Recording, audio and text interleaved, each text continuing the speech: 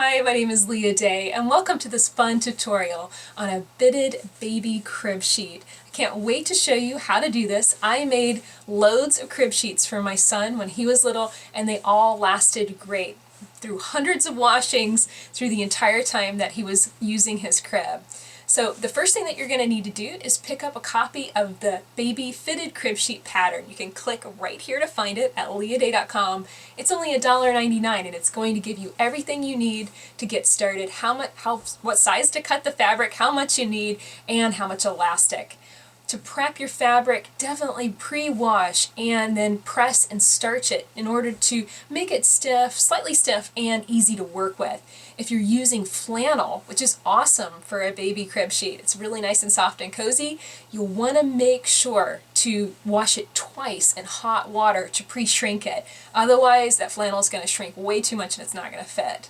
So with your fabric prepared, now let's get on the machine and learn how to sew every step of this project together.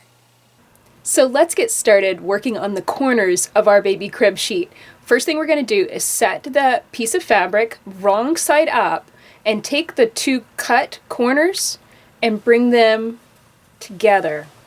Just want to align the raw edge here.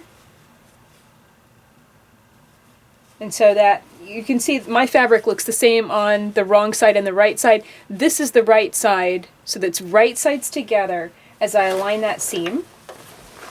And then I'm going to bring that together and underneath my foot. So this first seam, I'm going to use a 1/4 inch patchwork foot because I'm stitching with a 1/4 inch seam allowance. I'm going to get started stitching and hit the reverse button so that way I can back stitch. And don't worry about it if you don't have a 1/4 inch foot, just a regular zigzag foot would probably be fine. You just want to have this nice 1/4 inch seam allowance so that way it's a little narrow seam here right in the corner. So after this seam is sewn, I'm going to change feet and switch to a zigzag foot. And change my machine to do a zigzag stitch. And I just want to zigzag right along that raw edge. Doesn't have to be perfect, I just want a nice zigzag stitch along that edge to prevent fraying. And here I'm backing up just to lock those stitches, and now I'll stitch on down. As an alternative, if you have a serger, you could serge this edge, or if you have an overlock foot and you want to try out the overlock stitch on your machine, that's another cool idea too. Don't be afraid to look at your manual and try out some different feet and some different designs on your machine. So that is what the corner seam is going to look like after you stitch it. There's one more line of stitching that you can do, this time turning it right out to the right side. And it's really just an extra additional line of stitching for security. It also is a top stitch that's a little decorative. If you want to, you could use a decorative stitch on your machine to make it look really nice. But what this does is it just adds one more layer of security, making sure the seam will not get ripped out. You know, we're going to wash this baby crib sheet quite a lot. You want to make sure that this seam is nice and secure. So what I'm going to do is sight it under my machine, and if you have an edge stitch foot, go on ahead and switch to it now. An edge stitch foot is just a foot that's designed with a blade down the center so that you can clearly line that up with the seam line, any seam line, whether you're piecing or sewing, you can line that up with some edge and then move your needle over and stitch basically an exact 1/8 of an inch away. So that's what I'm going to do. So I'm going to change where my needle is to where it's about an 1/8 of an inch away, and I'm going to line up that blade with the edge of that seam line. And I've pressed the seam allowances, both of those seam allowances, over so it's on this side.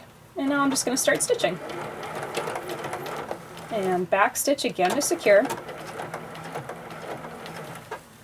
And of course, if I was doing this just for the baby quilt, I would be using matching colored thread, but I decided to use white so that you could be able to see really clearly what I was doing. So also make sure to match your thread color to your fabric color. As you near the inside, that kind of deep pocket that we're creating, you want to just kind of take it slow, kind of fiddle it out, kind of press your fingers in there to try and open that out and make sure that the seam's nice and flat. But don't worry about getting all the way to that tippy corner. You don't have to. Okay, I'm going to back up one more time. Stitch forward 3 stitches, cut my thread. So that is that seam stitch. You can see it creates a nice deep pocket here, and you want to repeat this step through all the corners of the quilt so that all of the corners have that nice seamed edge. And these I stitched with matching colored thread so you can see how nicely finished that looks. Okay, so with the corners stitched and secured, you want to go along the outside edge of the crib sheet and do a zigzag stitch. So switch back to your zigzag foot and just run a simple zigzag stitch all around the outside edge of the sheet.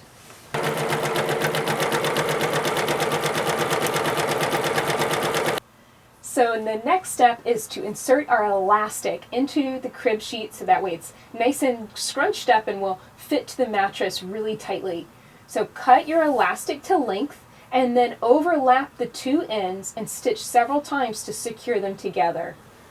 Now you're going to insert and encase this elastic with the edge of the crib sheet. So what I'm going to do is place it on the wrong side of the sheet,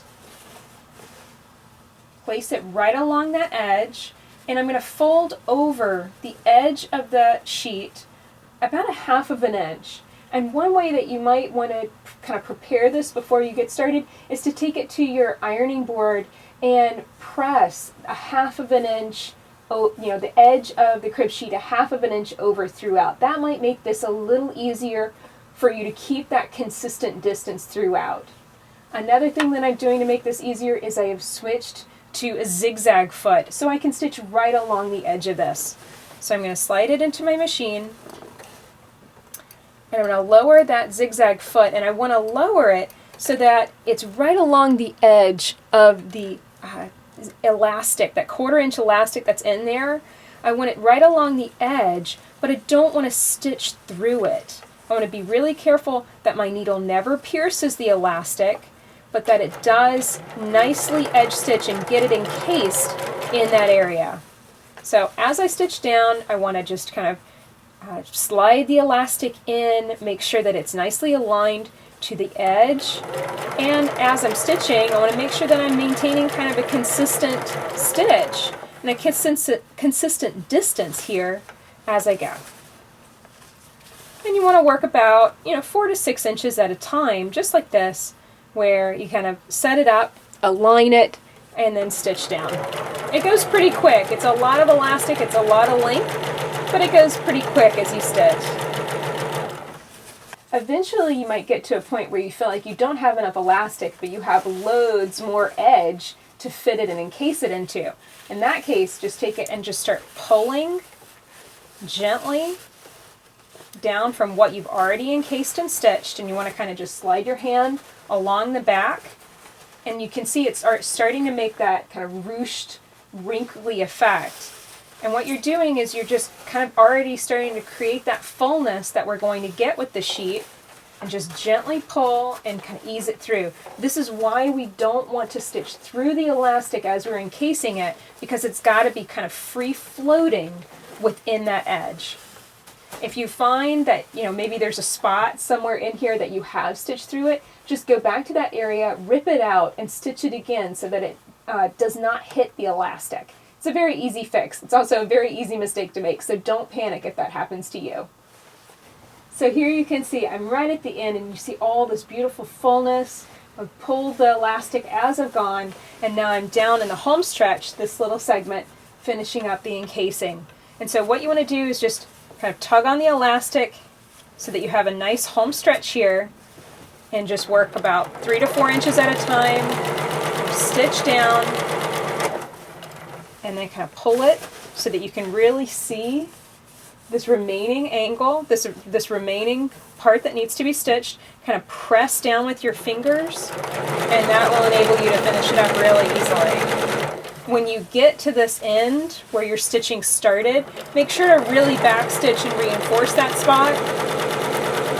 You don't want these stitches to ever come out. So make sure to reinforce it by backstitching a few times, and then it'll be totally done and secure.